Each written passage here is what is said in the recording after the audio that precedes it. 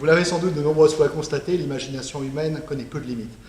Lorsqu'il s'agit d'inventer des nouveaux pièges à taupes, par exemple, ou lorsqu'il s'agit de mourir bêtement. Les électriciens en la matière ont fait preuve de beaucoup de créativité et d'audace. J'oublie de couper le courant et j'utilise un tournevis non isolé. Je me penche pour ramasser un outil et je touche un conducteur double sous tension avec ma tête. Je coupe le courant, mais je me trompe du composant à démonter. Et j'en démonte un qui est toujours sous tension. En fait, vous constatez qu'il y a une multitude de manières de s'électriser. Certaines même totalement exotiques.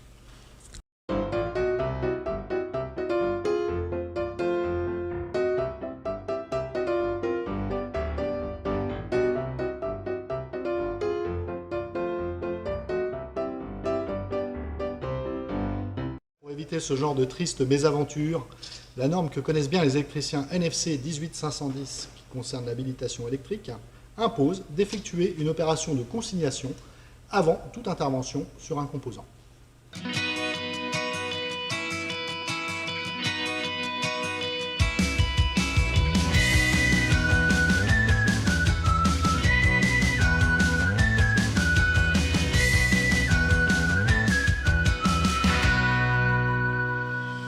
Je vais donc vous faire la démonstration de cette opération. Alors pour ce faire, on a conçu un petit scénario qui consiste tout simplement à changer le contacteur qui alimente ce moteur. L'opération de consignation se déroule en plusieurs étapes. La première phase s'appelle la pré-identification. Il va tout simplement falloir localiser le composant que je vais devoir changer. Pour ce faire, on va utiliser le schéma électrique.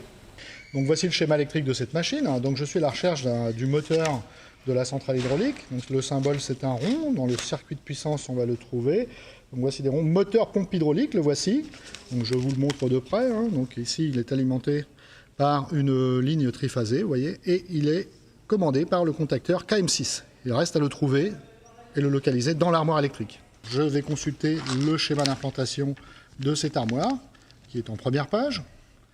Et je me rends compte, alors vous ne voyez peut-être pas de c'est de loin, mais je vois que KM6 se situe à peu près ici, au milieu de l'armoire à gauche.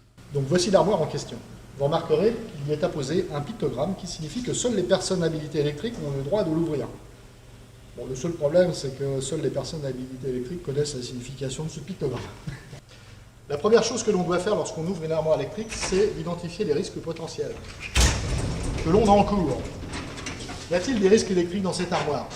Alors, la première question que je vais me poser, c'est de savoir si cette armoire a un indice de protection au moins IP2X. Ça signifie que si je ferme les yeux, que je parcours l'armoire avec mes doigts, je n'ai aucune chance de rentrer en contact avec un conducteur nu sous tension. Alors ici c'est le cas, chacun de ces composants est IP2X.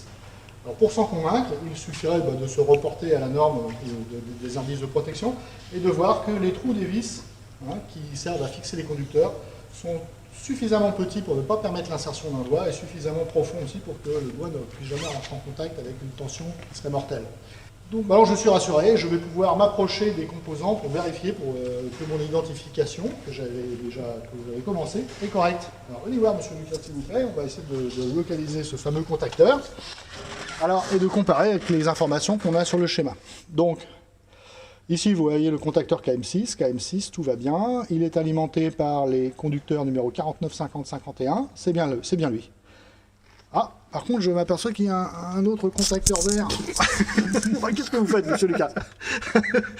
C'est parce que oui, par contre, je viens de me rendre compte qu'il y avait un autre contacteur vert. Comment est-ce possible, monsieur Lucas? Eh bien, peut-être qu'il y a une commande sur ce contacteur. Ah, exactement, voilà, qui n'apparaît pas sur cette page, puisque là, on est sur le circuit de puissance. D'accord. Donc je vais vous le faire rapidement, oui. Parce que je vous renvoie à vos cours d'électricité. Donc le contacteur KM6 est constitué de plusieurs parties, notamment une bobine qu'on va trouver dans le circuit 24 volts alternatif. Alors je vais essayer de la trouver. Alors voici le symbole d'une bobine, mais elle porte nom KU, c'est pas la bonne. Ici, la bobine KM6. Vous la voyez? Tout à fait. Voilà. Donc moi je vais être obligé de couper aussi le courant ici. Oui. D'accord. Donc il va falloir que je trouve l'organe qui va me permettre de couper ça. C'est sûrement un porte-fusible. Alors je vais essayer de le retrouver. Donc il faudrait que je remonte le flux du courant. Je m'aperçois qu'il est sans doute généré à la page 721, etc. Je vous le fais en accéléré. Finalement, vous regarderez sur le schéma que j'ai mis en annexe. Vous essayerez de retrouver en remontant le fil du courant. On va remonter. L'alimentation de la commande. L'alimentation de la commande. Vous voyez, en fait, on peut retrouver qu'elle est générée ici, vous voyez, par ce transformateur, qui transforme le 400 volts en 24 volts. Et le circuit secondaire, donc celui qui nous préoccupe, hein, celui qui arrive sur le contacteur, est est protégé par le porte-fusible F2. D'accord? Où est-il? Alors le porte-fusible F2, il est là. Et voilà. D'accord. Donc ceci, ces informations-là que nous avons, les conducteurs qui arrivent sur le contacteur KM6 sont protégés par le porte-fusible F12, la puissance, et par le porte-fusible F2 pour la commande, vont nous permettre de passer à l'étape suivante de la consignation, qui est la séparation. Nous allons passer à la première étape de la consignation électrique, c'est-à-dire la séparation. Je vais séparer la source d'alimentation de mon contacteur du contacteur lui-même. Autrement dit, je vais couper le courant. Deux façons de faire. La première et la plus simple, c'est de couper le courant à l'interrupteur de l'armoire électrique. Deuxième façon, c'est de couper le courant au plus près du composant que je vais démonter. Si vous regardez le schéma électrique, vous vous rendrez compte que la ligne qui contient ce contacteur KM6 est protégée par le porte-fusible F12. Je l'ouvre, j'enlève les fusibles, je les mets dans ma poche, je ne les perds pas, je n'ai pas le droit de m'éloigner de la machine, sinon quelqu'un pourrait réactiver le porte-fusible, donc je dois toujours avoir des outils sur moi. L'avantage de cette façon de faire, c'est que ça peut permettre au reste de la machine de continuer à fonctionner. Alors ici, ce n'est pas le cas parce que vous pourrez constater en regardant le schéma électrique que je vous ai mis en description que si j'ouvre le porte-fusible F2, je coupe l'alimentation de tous les contacteurs, de toutes les bobines de contacteurs, auquel cas la machine ne fonctionnera pas. Je vais donc choisir de couper le courant à l'interrupteur de l'armoire électrique. Donc on se retrouve pour la deuxième opération, la condamnation. Après avoir interrompu le courant, avoir séparé mon installation, je vais maintenant condamner avec un cadenas de condamnation sur lequel je vais faire figurer mon nom, du plantin par exemple. Je vais l'installer et je vais le fermer. Seule la personne indiquée sur ce cadenas a le droit de l'ouvrir. Vous verrez que sur cet interrupteur, on peut mettre jusqu'à 3 cadenas. Ça veut dire que 3 personnes peuvent intervenir simultanément sur cette machine et pour que la machine soit remise en fonction, il faudra que les 3 personnes soient d'accord. Troisième étape de la consignation, l'identification. On va vérifier qu'on a bien interrompu le courant qui alimente ce composant. Nous, on l'a déjà fait dans la phase de pré-identification. Donc l'identification, c'est trivial, on ne va pas refaire la même chose.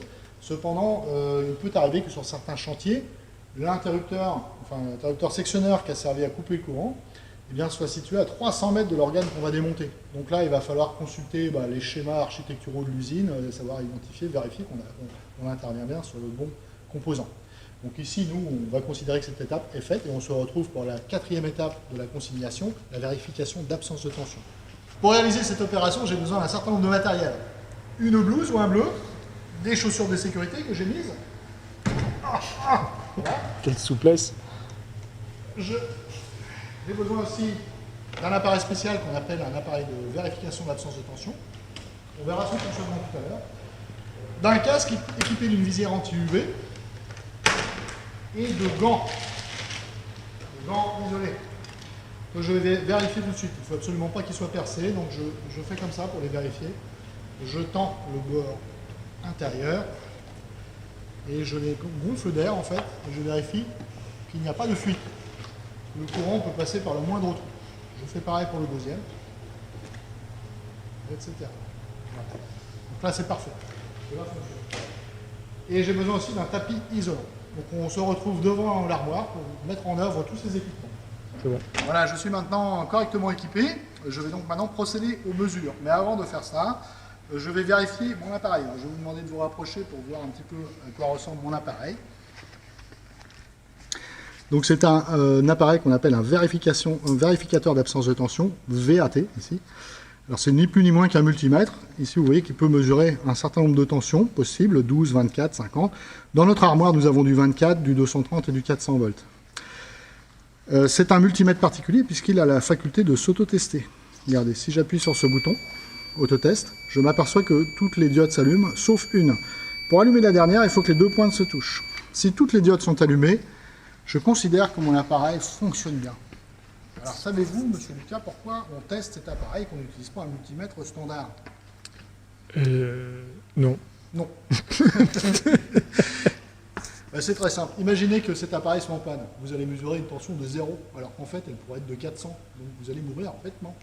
D'accord. Oui, là, je vérifie que mon appareil fonctionne et je ferai la même chose une fois que j'ai terminé la mesure, parce qu'il est possible que mon appareil tombe en panne pendant la mesure. D'accord. Donc voilà, c'est une précaution supplémentaire. Maintenant, nous allons effectuer cette mesure. Je vais vous montrer, au moment où vous vous rapprochez, je vais effectuer un certain nombre de mesures. Mais je vais déjà mettre la visière avant de faire ça. Mais pourquoi la visière? Parce que, Alors, pourquoi la visière? Donc la visière, elle a deux fonctions principales. Elle protège contre les ultraviolets qui pourraient se produire en cas d'arc électrique. Mais un arc électrique, ça provoque aussi une projection de métal. C'est la raison pour laquelle vous devez être équipé d'une visière pour monter votre bleu jusqu'en haut. Parce que sur certaines vidéos que je mettrai d'ailleurs en incrustation, vous verrez que ça correspond à un court-circuit, enfin un arc électrique, à un coup de lance-flamme dans la figure.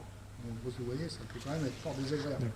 Donc rapprochez-vous, je vais me mettre bien sur le tapis et je vais donc procéder à la mesure.